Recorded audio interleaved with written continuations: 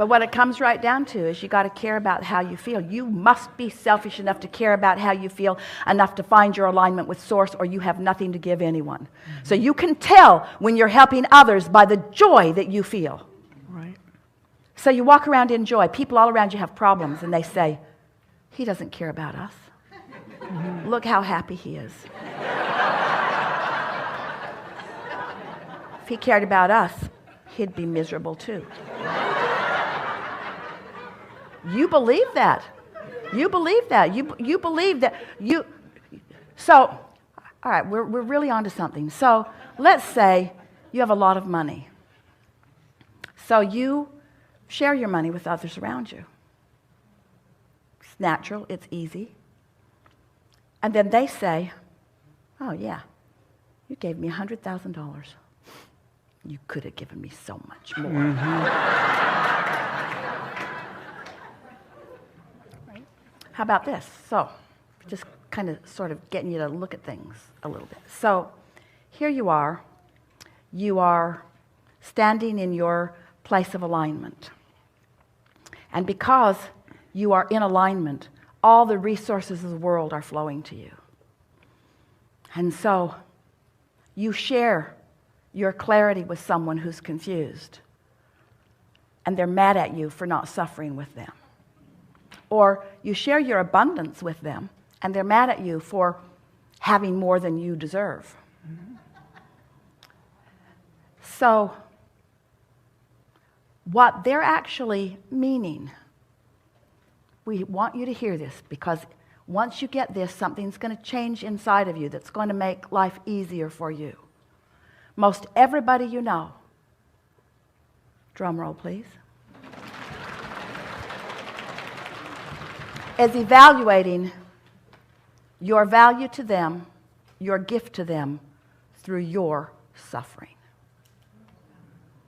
If you're not sacrificing, it's not a valid gift. Mm-hmm. Oh yeah, she gave me $100,000, but God, she's got millions. Mm-hmm. That gift is meaningless. It's not like it was the last dollar she had. That would have been meaningful. So, how dare you find alignment and joy in the midst of circumstances that are troubling? How dare you be happy when someone you love isn't? How dare you? Because so often they are determining your gift to them through your willingness to suffer. Mm. And you got to get this turned around, because if you're suffering, you got no gift to give. If you're suffering, you've got no gift to... You can't get sick enough to help sick people get well. You cannot get poor enough to help poor people become prosperous. You cannot become confused enough to bring clarity to a situation. In other words, if you're not willing, if you are not selfish enough to care about the way you feel, the only reason that you could ever feel negative emotion is because your inner being won't join you in the suffering. Isn't that nice to know?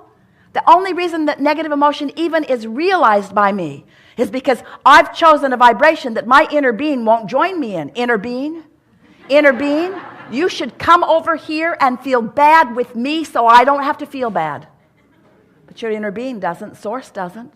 When you stood before Jesus dripping your illness, he did not see your illness. He knew your wellness. He knew it, and he didn't just try to do it in that moment. He had practiced knowing well-being long before you walked in dripping your illness. If you were the first one, he probably would have noticed your illness. He found alignment and stood in knowing of your well-being.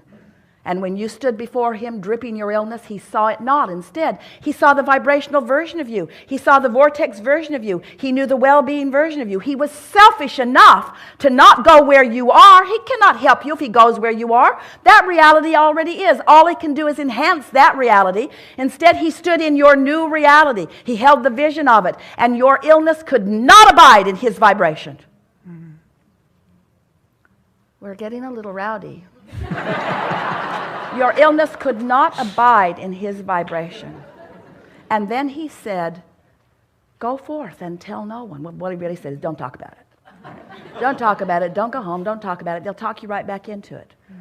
because reality for them is different than reality is for me. And so you got a choice. You can feel good or bad, period. Never mind the condition, because the condition of what is only the manifestation of the vibration that's been going on. It does not have to continue. You can change the vibration now, no matter what. You can change the vibration anytime, anywhere. You just got to practice it a little bit.